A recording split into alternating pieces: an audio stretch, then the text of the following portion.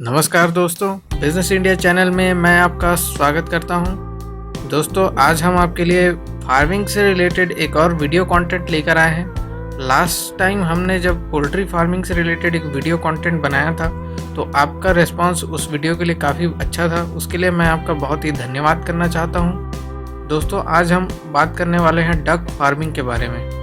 तो duck farming एक बहुत ही अच्छा बिजनेस है जिसके बारे में आगे हम बात करते हैं। उससे पहले मैं आपको बता देना चाहता हूं कि यदि आपने हमारे इस चैनल को सब्सक्राइब नहीं किया है और नोटिफिकेशन बेल जो सब्सक्राइब बटन के जस्ट बाजू में होता है उसे नहीं दबाया है तो जल्दी से जल्दी उस बटन को और उस बेल आइकन को दबा लें, क्योंकि हमारा जो वीडियो कंटेंट है वो रेगुलर नहीं होता है। हम बहुत दिन के बाद एक वीडियो कंटेंट को तैयार करते हैं, तो जब भी हम वीडियो पोस्ट करें तो आपके पास उसका नोटिफिकेशन पहुंच जाए, इसलिए आप बेल आइकन को ज़रूर दबाएं।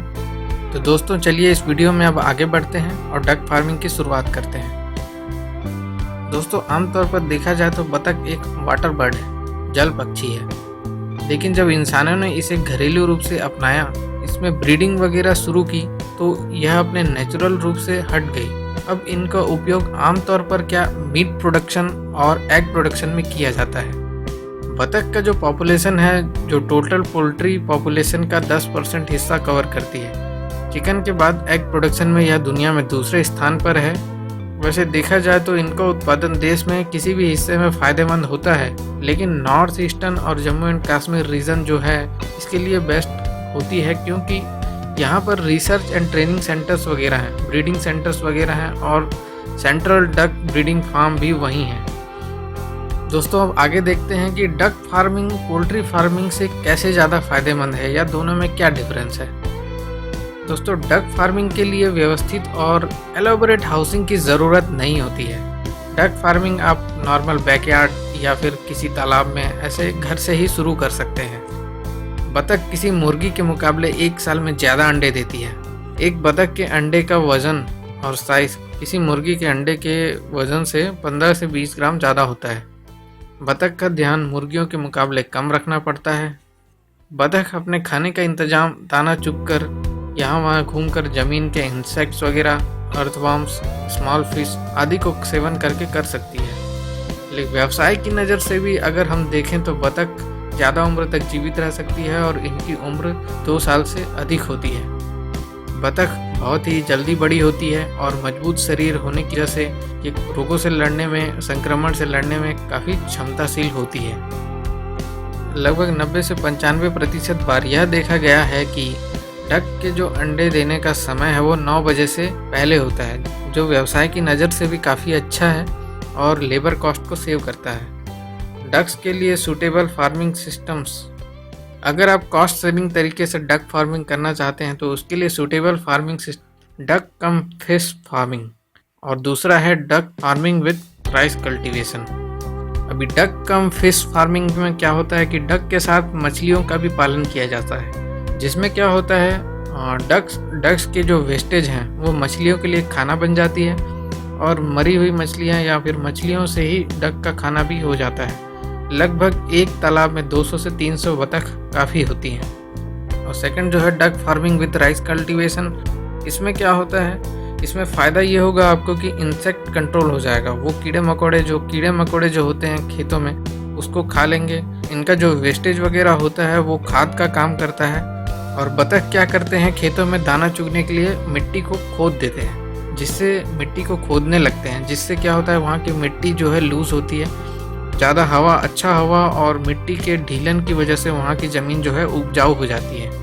और सबसे अंत में ये छूट गया था, एक डक काफ़ी इंटेलिजेंट भी होते हैं। अगर आप इनको ट्रेन करें तो ये तालाब से तालाब तक जाने और वापस आना बहुत ही आसानी से सीख जाती हैं। दोस्तों, अब ये तो हो गई डक फार्मिंग और पोल्ट्री फार्मिंग में थोड़ा डिफरेंस जो बताया मैंने। अब हम बात कर लेते हैं डक्स के ब्रीड्स के बारे में कि कौन सा ब्रीड किस तरह का होता है, आपके लिए कौन सा ब्रीड जो है बिजनेस के लिए फ़ायदेमंद होगा। तो डक फार्मिंग में हमने सबसे पहले नंबर पर रखा है खाकी कम्बेल।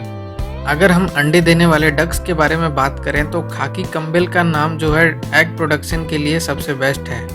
इंडिविजुअल अगर हम देखें तो प्रतिदिन 1 अंडा देती है और इसको साल भर के हिसाब से देखा जाए तो 300 एग्स प्रति वर्ष अंडे देने की क्षमता रखती है। खाकी कम्बेल का वजन 2 से 2.2 kg का होता है। इनका एग का साइज़ जो है 65 से 75 ग्राम का होता है। इसके बाद है वाइट पैकिन्स। वाइट पैकिन्स दुनिया का सबसे पॉपुलर डक माना जाता है मीट कंजप्शन के लिए, क्योंकि ये बहुत तेज़ी से ग्रो करते हैं और कम समय कम खाना खाकर फाइन क्वालिटी का मांस प्रोड्यूस करते हैं। इनका वज़न जो है 2.2 केजी से 2.5 केजी तक का हो जाता है मात्र सिर्फ 45 दिनों में। इसके बाद है रनर। रनर सबसे पुराना ब्रीड है और इसे इंडियन रनर भी कहा जाता है। यह भी सबसे ज़्यादा लेयर प्रोडक्शन करने वाली डक्स में शामिल है। यह 300 चिकन साइज एग का प्रोडक्शन एक साल में कर सकती है। इसके बाद है बफ। बफ को डुअल पर्पस ब्रीड कहा जाता है, 2 काम करने योग्य ब्रीड कहा जाता है। इसका वजन जो है बाकियों से ज़्यादा होता है और इनका वजन लगभग 7 से 8 पाउंड का होता है। इनका इस्तेमाल मीट प्रोडक्शन के लिए किया जा सकता है और यह 200 अंडे एक साल में देने की क्षमता भी है। इसके बाद है वेल्स हार्लीक्विन।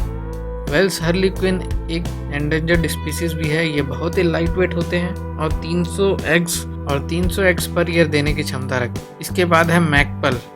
मैकपल जो ब्रीड है बहुत ही लाइट वेट डक है, लेकिन इनके अंडे देने की क्षमता बहुत ही ज़्यादा है। यह 290 से 300 एग्स प्रोड्यूस करने की क्षमता रखती हैं एक साल में और इनके अंडे में कुछ खासियत होती हैं। ये अलग अलग कलर्स के हो सकते हैं, जैसे वाइट हो गया, ब्लू हो गया, ग्रीन कलर के हो सकते हैं और क्रीम कलर के भी हो सकते हैं। इसके बाद हम सबसे लास्ट में देखेंगे एनकोना। एनकोना को जो है मीडियम वेट डक्स में शामिल किया गया है और इसका वज़न 6 से 6.5 पाउंड का होता है।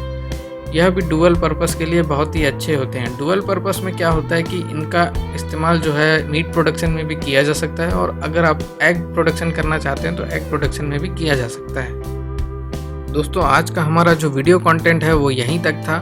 जो हमारा जो अगला वीडियो है उसमें हम आपसे बात करेंगे डक फार्मिंग को जो है कमर्शियल आप कैसे कर सकते हैं। जैसे कि हमने पोल्ट्री फार्मिंग के बारे में बताया था, वैसे ही डक फार्मिंग के ऊपर एक एलाबोरेट वीडियो आएगा जिसमें हम डक फार्मिंग के लिए हाउसिंग, डक फार्मिंग कैसे कर सकते हैं, इसके बारे में जो डिटेल गाइड है वो हम प्रोवाइड करेंगे। डक फार्मिंग से रिलेटेड हमने कुछ बुक्स के लिंक्स जो हैं डिस्क्रिप्शन बॉक्स में दिए हुए हैं। अगर आप डक फार्मिंग शुरू करना चाहते हैं तो फिर वो बुक्स आपके लिए काफ़ी हेल्पफुल साबित होंगे, तो आप उनको एक बार ज़रूर चेक कीजिए। क्योंकि हमारा जो मानना है कि हम जो वीडियोस में हैं सारी चीज़ें कवर नहीं कर सकते, कहीं ना कहीं हमको बुक्स पढ़ना ही पड़ता है, कुछ ना कुछ चीज़ें एक्स्ट्रा ज़रूरी बातें जानने के लिए। तो आप बुक्स को ज़रूर पढ़ें। अगर आपने इस वीडियो को देखा है तो आप अगली वीडियो को ज़रूर देखना। हमारा आज का वीडियो यहीं तक था। अगर हमारा वीडियो आपको पसंद आया हो तो लाइक कीजिए और इस वीडियो को शेयर ज़रूर कीजिए। अगले वीडियो तक के लिए बहुत बहुत धन्यवाद।